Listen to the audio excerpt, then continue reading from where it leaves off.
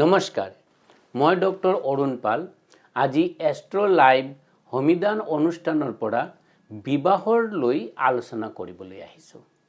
আজিৰ দিনত দেউতা বা ছোৱালীবিলাকৰ বিয়ালৈ বহুত টেনশ্যনত থাকে। কিয়ৰ কাৰণে বিয়াটো হোৱা নাই বা বিয়াটো সময়মতো যদি নহয় সিহঁতে ডাঙৰ এটা কষ্ট পায়।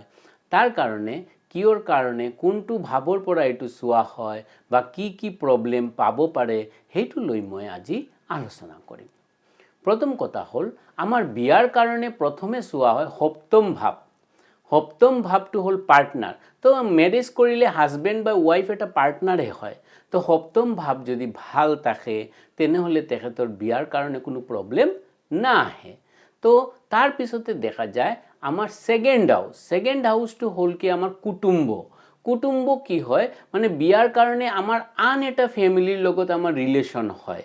তো তাৰ কাৰণে কুটুম্বৰ সেই ভাৱটো যদি ভাল থাকে তেনেহ'লে দেখা যায় যে বিয়াৰ কাৰণে তেখেতৰ আৰু এটা ষ্টেপ ভালদৰে আগবাঢ়ি আহিলে।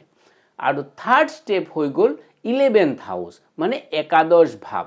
একাদশ ভাৱখিনি যদি ভাল থাকে তেনেহ'লে তাৰ বিয়াখিনি ধুনীয়াকৈ ছাকচেছফুল বা সফলতাপূৰ্ণভাৱে হ'ব পাৰে। এতিয়া কথাখিনি হৈ গ'ল মানুহজন হ'ল লগ্ন ভাৱ। তো লগ্ন ভাৱৰ লগত দ্বিতীয় ভাৱ, সপ্তম ভাৱ, একাদশ ভাৱৰ ধুনীয়াকৈ যদি মিলন থাকে তেনেহ'লে বিয়াখিনি ভালদৰে পাৰ হ'ব পাৰে। কিন্তু ইয়াৰ মাজত দেখা যায় যে বহু প্ৰকাৰৰ বাধা বিঘিনি উৎপন্ন হয়। এইটো ক'ৰ পৰা সৃষ্টি হয়? প্ৰথমতে দেখা যায় যে বিয়াৰ বা যিকোনো কাৰণে মাংগলিক কাৰ্যৰ কাৰণে মংগল গ্ৰহই মুখ্য হয়। তো মাংগলিক কাৰ্যৰ কাৰণে যেহেতু মংগল গ্ৰহ মুখ্য, তো মংগল গ্ৰহ যদি পাপপীড়িত হয়, পাপপীড়িত কেনেকুৱা হ'ব পাৰে? ৰাহুৰ দ্বাৰা যদি দৃষ্টপ্ৰাপ্ত হয়, শনিৰ দ্বাৰা যদি দৃষ্টপ্ৰাপ্ত হয়, সেই সময়তে দেখা যায় তাৰ মাংগলিক কাৰ্যত বাধা সৃষ্টি হ'ব পাৰে। সেই কাৰণে সেই সময়তে যি প্লেনেট কেইটা বা মংগল গ্ৰহ যদি পীড়িত হোৱা যি ভাৱকেইটা আছে সেই ভাৱকেইটা যদি ঠিক কৰিব পাৰে সেই সময়তে তাৰ বিয়াখিনি ধুনীয়াকৈ হ'ব পাৰে বা বাধাখিনি নষ্ট হ'ব পাৰে। কেতিয়াবা দেখা যায় যে তাৰ ষষ্ঠ ভাৱ, অষ্টম ভাৱ বা দ্বাদশ ভাৱৰ লগত জড়িত থকাৰ কাৰণেও বিয়া পলম হ'ব পাৰে। কাৰণ যিকোনো ভাৱৰ দ্বাদশ ভাৱ হ'ল ক্ষয় ভাৱ। তো দ্বিতীয়ৰ ক্ষয় ভাৱ হ'ল 1 নম্বৰ ভাৱ, সপ্তমৰ ক্ষয় ভাৱ হ'ল ষষ্ঠ ভাৱ আৰু একাদশের ক্ষয় ভাব হল দশম ভাব। সেইকেইটা ভাব যদি দেখা যায় যে তার সপ্তমৰ লগত জড়িত হৈছে তেনেহ'লেও বিয়া পলম হ'ব পাৰে বা বিয়াৰ কাৰণে তেখেতৰ মাজত বাধা সৃষ্টি হোৱাৰ সম্ভাৱনা প্ৰবল যোগ দেখা দিব পাৰে।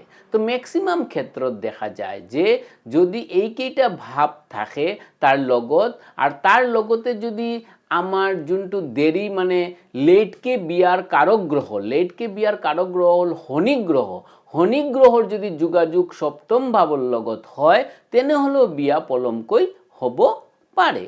তো তাৰ কাৰণে দেখা যায় যে শনি গ্ৰহৰ পূজা বা জপ এইবিলাক কৰিলেও ভাল ফল পোৱাৰ সম্ভাৱনা থাকে। ইয়াৰ মাজতে আৰু এটা কথা হ'ল বিয়াৰ মাজত মাংগলিক দুখটো থাকাৰ বাবেও বিয়া পলম হ'ব পাৰে। তো মাংগলিক দুখটো মানুহে বুজি নাপায়, মাজে মাজে কনফিউশন হয়, কেতিয়াবা সিহঁতৰ কাৰণে এটা বিৰাট সমস্যা সৃষ্টি হয়। তো মাংগলিক বস্তুটো কি হয়? তো মাংগলিক দুখটো বা কি হয়? যদি লগ্নৰ পৰা লগ্ন ভাৱ, চতুৰ্থ ভাৱ, সপ্তম ভাৱ, অষ্টম ভাৱ, দ্বাদশ ভাৱত যদি মংগল গ্ৰহ অৱস্থান কৰে, মানে লগ্নক যদি আপুনি এক কল্পনা কৰে তাৰ পৰা 1 2 3 4 মানে চতুৰ্থত যদি মংগল থাকে আৰু লগ্নৰ পৰা যদি সপ্তমত মংগল থাকে বা অষ্টমত মংগল থাকে বা দ্বাদশত যদি মংগল গ্ৰহ অৱস্থান কৰে তেনেহ'লেও মাংগলিক দুখ দেখা দিব পাৰে। এতিয়া সেই দুখখিনি বেছি আছে বা কম আছে, সেই দুখখিনি হ'ব পাৰে না নাই, একচুয়ালি তাৰ দুখখিনি পৰিছে না নাই, তাৰ কাৰণে কি চাব লাগে?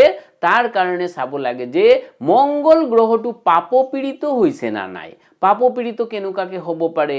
যদি মংগল গ্ৰহ কোনো এটা পাপগ্ৰহের দ্বারা যেনেকুৱা শনি গ্ৰহ, কেতু গ্রহ রাহু গ্রহের দ্বারা যদি দৃষ্টপ্রাপ্ত হয় বা যদি এই গ্রহকেইটার লগত যদি অবস্থান করে তেনেহলে মাঙ্গলিক দুখটো ডাবল হয়ে যায়, দ্যাট ইজ কোয়া হয় ডাবল মাঙ্গলিক, মানে সেই দুখটো বেশিকৈ হৈ পৰিলে। ইয়াৰ লগতে যদি ষষ্ঠ ভাৱ, অষ্টম ভাৱ, দ্বাদশ ভাৱ, এইকেইটা ভাৱক কোৱা হয় দুস্থান। তো এইকেইটা ভাৱৰ লগতো যদি মংগল গ্ৰহ জড়িত হয় তেনেহলে কোৱা হয় এইটো ট্রিপল মাঙ্গলিক। তেনেহলে মাঙ্গলিক দুখ খণ্ডন কৰি ভাল আচাৰ্যৰ লগত কথা বাৰ্তা পাতি বা লৰাৰ যদি মাঙ্গলিক দুখ থাকে তেনেহলে ছোৱালীও যদি মাঙ্গলিক হয় তেনেহলে খুব ভাল ফল পাব। তেনেহলে দেখা যায় এজনৰ মাঙ্গলিক আৰু আন এজনৰ মাঙ্গলিক থাকাৰ বাবে মাঙ্গলিক দুখটোৰ নাশ হয়। তো সেই কাৰণে ভালদৰে পূজা পাতল বা যিকোনো ভাল আচাৰ্যৰ লগত কথা বাৰ্তা পাতি সেই মাঙ্গলিক দুখৰ বিধান কৰি দিয়াৰ পিছত তাৰ বিয়াখিনি সংগঠিত হ'ব পাৰে। আৰু যিকেইটা পাপগ্ৰহেৰ দ্বাৰা পীড়িত হৈছে সেই পাপগ্ৰহ কেইটাৰো সমাধান কৰিব লাগে। তাৰ কাৰণে ভাল জ্যোতিষীৰ পৰামৰ্শ লোৱাটো অত্যন্ত প্ৰয়োজন। সেইটো হ'ল যিকোনো বিবাহৰ কাৰণে পলম হোৱা বা বাধা বা বিপত্তি কেনেকুৱাকৈ আহিব পাৰে সেইখিনি লৈ মই আলোচনা কৰিলোঁ। আকৌ নেক্সট এপিসোডত আৰু এটা ভাল টপিক লৈ আপোনালোকৰ লগত আহিম। আজি কাৰণে ইয়াতেই অন্ত কৰিলোঁ। নমস্কাৰ।